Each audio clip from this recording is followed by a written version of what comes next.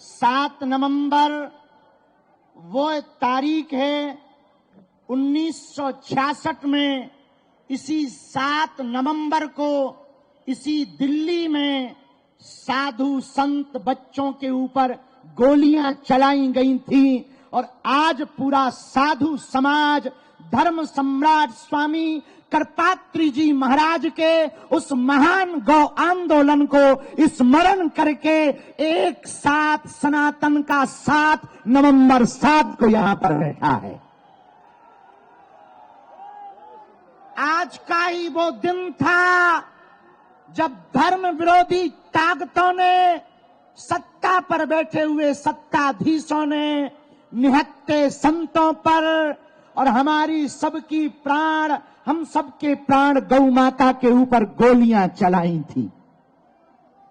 हम बदला तो नहीं ले सकते, लेकिन संत समाज आज 7 नवंबर को एक साथ बैठकर धर्म सम्राट स्वामी करपात्री जी के उस अभियान को स्मरण करके आज इसी दिल्ली में ये कह रहा है कि तुम कितना भी हमें मिटाओ, हम मिटेंगे नहीं, हम झुकेंगे नहीं, हम रुकेंगे नहीं।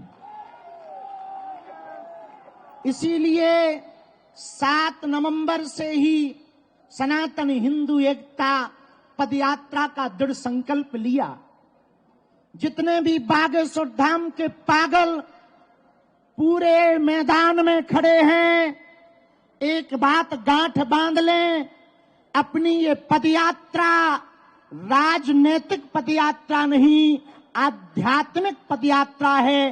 राजनीतिक होती तो हम वृंदावन से दिल्ली तक आते, आध्यात्मिक है इसलिए दिल्ली से वृंदावन जा रहे हैं। ये पूरी पदयात्रा कास्टवाद जो भारत में है, हम चाहते हैं जातियां तो रहें पर जातियों का अहंकार न रहे। और अब प्रण ठान लिया, सबने मन में मान लिया, साधु संतों का कमंडल और बागेश्वर धाम का मंडल 16 तारीख तक चलेगा। गांव गांव गली गली में शोर होगा, सनातन का जोर होगा, हिंदुओं की एकता होगी, धर्म विरोधी और देश को बिगाड़ने वालों की ठटरी बजेगी। 2-3 बातें हम बहुत विनम्रता पूर्वक आज कहना चाह रहे। ये पदयात्रा 80 करोड़ हिंदुओं की है। भारत में रहने वाले 150 करोड़ भारतीयों के हित के लिए 150 किलोमीटर की पदयात्रा है। इस देश में रहने वाला प्रत्येक व्यक्ति सनातनी है, जो सनातनी नहीं है वो तनातनी है। इस भारत में जन्म लेने वाला व्यक्ति सनातनी है। और पूरे बागेश्वर धाम के पागलों से प्रार्थना है, तुम पूरे 10 दिन की पदयात्रा में हमने कोशिश पूरी की। पूज्य बद्रीनाथ वाले महाराज जी रात भर जागे, पूरा बागेश्वर मंडल रात भर जागा, पूरा सुंदरकांड मंडल रात भर जागा, पूरे संत समाज रात भर जागे। हम सबने कोशिश की कि तुम्हें व्यवस्था में कोई कमी ना हो, पर इन 10 दिनों में व्यवस्था नहीं, आस्था देखना। इन 10 दिनों में तुम व्यवस्था देखने मत चलना, सनातन का धर्म जो ध्वज देख करके चलना। धक्का लगेगा, थोड़ी दिक्कतें आएंगी, कई बार तुम्हें कंबल ना मिलेंगे, पर तुम डटना नहीं, तुम हटना नहीं, डटना, तुम उलझना नहीं, सुलझना, तुम चलते रहना। क्योंकि चलोगे नहीं तो हिंदू एक नहीं होगा, और हिंदू एक नहीं होगा तो भारत हिंदू राष्ट्र नहीं होगा। कौन कौन भारत को हिंदू राष्ट्र होते देखना चाहते हैं? कौन कौन हिंदू एकता चाहते हैं? तो कोई रोकेगा तो तुम रुक जाओगे, कोई विरोध करेगा तो क्या तुम डर जाओगे? व्यवस्था नहीं मिलेगी तो क्या तुम भग जाओगे? कौन कौन वृंदावन तक, बांके बिहारी तक चलना चाहता है? पक्का पक्का पक्का हम भी वचन दे रहे, आप कदम से कदम मिलाकर चलो। हमारी तो बहुत छोटी सामर्थ्यता है, इन संतों की कृपा है, इन संतों का साथ और सनातनियों का हाथ। और नवंबर 7 एक ऐसा दिन आज का होगा जब भारत में एक विचारक क्रांति की यात्रा प्रारंभ हो रही है। यह यात्रा विचारक क्रांति की यात्रा है। यह यात्रा कास्टवाद को शून्य करके राष्ट्रवाद को बढ़ावा देने की है। इस यात्रा में हम लोग 10 दिनों तक रोज सुबह राष्ट्रगान, हनुमान चालीसा के साथ अपनी पदयात्रा 7 संकल्प लेकर प्रारंभ करेंगे और नाम जप करते हुए धर्म ध्वज आगे चलेगा, उसके पीछे हम सब चलेंगे। धर्म ध्वज के साथ साथ चलेंगे, धर्म ध्वज से आगे नहीं चलेंगे। जहां जहां विश्राम होगा वहां अखंड कीर्तन होगी। जहां जहां विश्राम होगा वहां पर गौ माता का पूजन होगा। जहां जहां विश्राम होगा भोजन और भजन दोनों की व्यवस्था होगी। इन 10 दिनों में हमको एक बात याद रखना है, बालाजी का मिलन बांके बिहारी से हो रहा है। यमुना मैया का मिलन वृंदावन वाली यमुना जी से हो रहा। माया और शक्ति की नगरी से यह यात्रा माधव और भक्ति की नगरी वृंदावन तक जाएगी। बोलो जय सिया राम, जय सिया राम। हरे हरे भारत हिंदू राष्ट्र की, सत्य सनातन धर्म की, गौ माता की, छुआछूत की करो विदाई, हम सब हिंदू।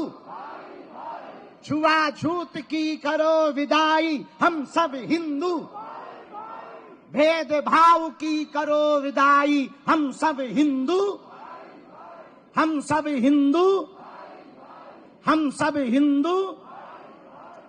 अब लोग हमसे आज पूछ रहे थे कि बाबा पदयात्रा से क्या होगा। सुनो, एक तो हिंदुओं का डर खत्म होगा, दूसरा हिंदू एक होगा, तीसरा पूरी दुनिया को हिंदुओं की ताकत का पता लगेगा। जब फ्रांस के लोग अपनी सड़कों पर उतरकर फ्रांस को बचाने के लिए सड़कों पर उतर सकते, इंग्लैंड के लोग अपनी देश को बचाने के लिए सड़कों पर उतर सकते, तो हम भारतीय क्यों नहीं अपने भारत को, सनातन को बचाने के लिए सड़कों पर उतर सकते। किसी ने हमसे कहा बाबा यात्रा से दंगा होगा। हम कहा दंगा वाले ठटरी के बड़े दूसरे हैं, इसमें गंगा बहेगी। ये दंगा के लिए नहीं, गंगा के लिए पदयात्रा है। ये तनातनी के लिए नहीं, सनातनियों के लिए पदयात्रा है। हम किसी के विरोध में नहीं हैं। हमें मुसलमानों से भी दिक्कत नहीं, ईसाइयों से भी दिक्कत नहीं, पर यदि वो गजवाए हिंद कहेंगे तो हम भगवाए हिंद बना के रहेंगे। यदि वो सर तन से जुदा करने की बात करेंगे तो जो अभी पाकिस्तान में 9 जगह फटाके फूटे, वो उनके, हमारे पास फटाके तो है नहीं है, पर देश की सेना तो फोड़ ही सकती है। तीसरी बात और सुनो, 1947 में एक विशेष मजहब मुसलमानों के द्वारा मांग हुई कि हम भारत में नहीं रह सकते। अच्छी बात है, उनके लिए अलग टुकड़ा बना दिया, नाम हुआ पाकिस्तान। क्या हुआ? पाकिस्तान। ठीक हुआ, अच्छी बात है, बट ही गया। लेकिन अब जो शेष बचा भारत, उस भारत में जहां 80% हिंदू रहते हैं, वो तो हिंदू राष्ट्र हो जाए।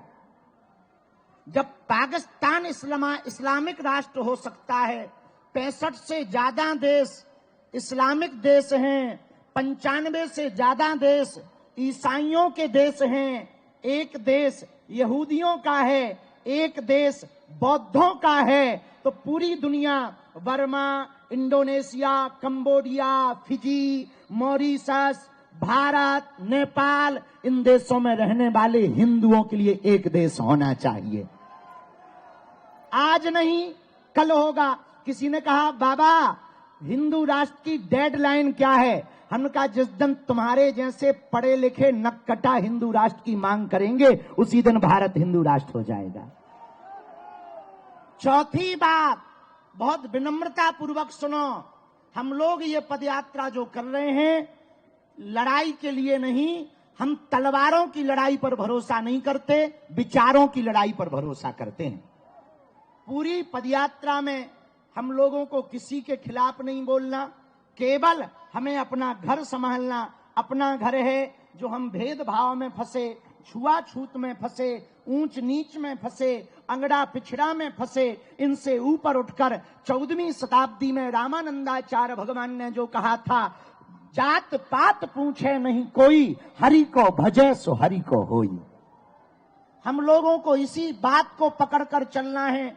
सुबह से लेकर सायंकाल तक नाम कीर्तन करते हुए चलना है।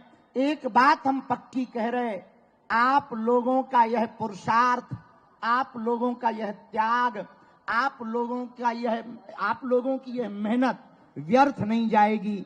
आने वाले समय में जब भारत हिंदू राष्ट्र होगा तो तुम्हारे भी नाती पोता चिल्लाएंगे कि हमारे बब्बा भी पदयात्रा में गए थे। जैसे बाबरी मस्जिद का ढांचा ढहा था और राम मंदिर बना था तो उसमें दीदी माँ की चर्चा, पूज्य हमारी बुआ जी की चर्चा आज तक होती। बोले कौन आया? बोले शेरनी आई है। कौन? बोले पूज्या दीदी माँ, जिन्होंने ललकार कर ढांचा को गिरा दिया, बाबर की जगह रघुवर का नाम छपा दिया। तो कालांतर में जब हिंदू राष्ट्र बनेगा तो आपके नाती पोता पैया पप्पू जो छोटे छोटे पीढ़ी दर पीढ़ी होगी, तब वो कहेंगे कि जब हिंदू राष्ट्र का बिगुल बजा था तो हमारी बहू भी गई थी, हमारे बब्बा भी गए थे।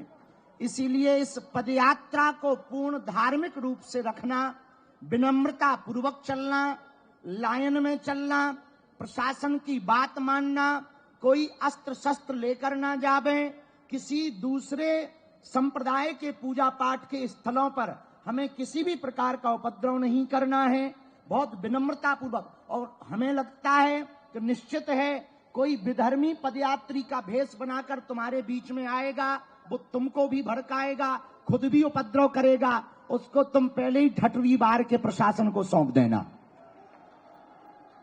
ताकि किसी भी प्रकार से हिंदुओं पर, सनातनियों पर लांछन ना लगे। एक व्यक्ति ने कल हमसे पूछा, पत्रकार महोदया ने, कि भारत हिंदू राष्ट्र क्यों जरूरी है? हमने कहा पहले हिंदुत्व को समझो। हिंदुत्व की विचारधारा किसी एक धर्म की नहीं, जीवन जीने की शैली है। इसी विचारधारा में हो सकता है वसुधैव कुटुंबकम अहिंसा परमो धर्मः। एक सनातन मात्र ऐसा है जो पूरी दुनिया को परिवार समझता है। इसलिए हम सभी सनातनियों को आज यही धर्म सम्राट स्वामी करपात्री जी को स्मरण करना है। उनको हम सब प्रणाम करते हैं।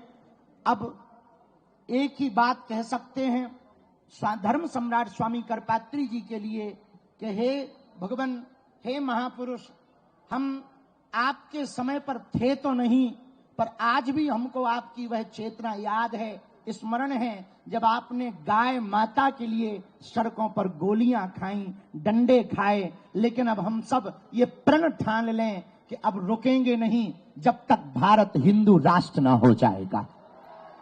भारत हिंदू राष्ट्र होगा तो गाय माता राष्ट्र माता होगी। भारत हिंदू राष्ट्र होगा तो सनातन संस्कृति का प्रचार होगा। और जब हम आ रहे थे तब हमको नेपाल वाले कुछ लोग मिले, बोले गुरुजी नेपाल से हमका टेंशन ना लो, तुम चलो हम तुम्हारे इधर चलेंगे। तो बोले मतलब? हम की मतलब सीधा है, तुम हमारा देश हिंदू राष्ट्र बनाओ, हम तुम्हारा बनवा देंगे।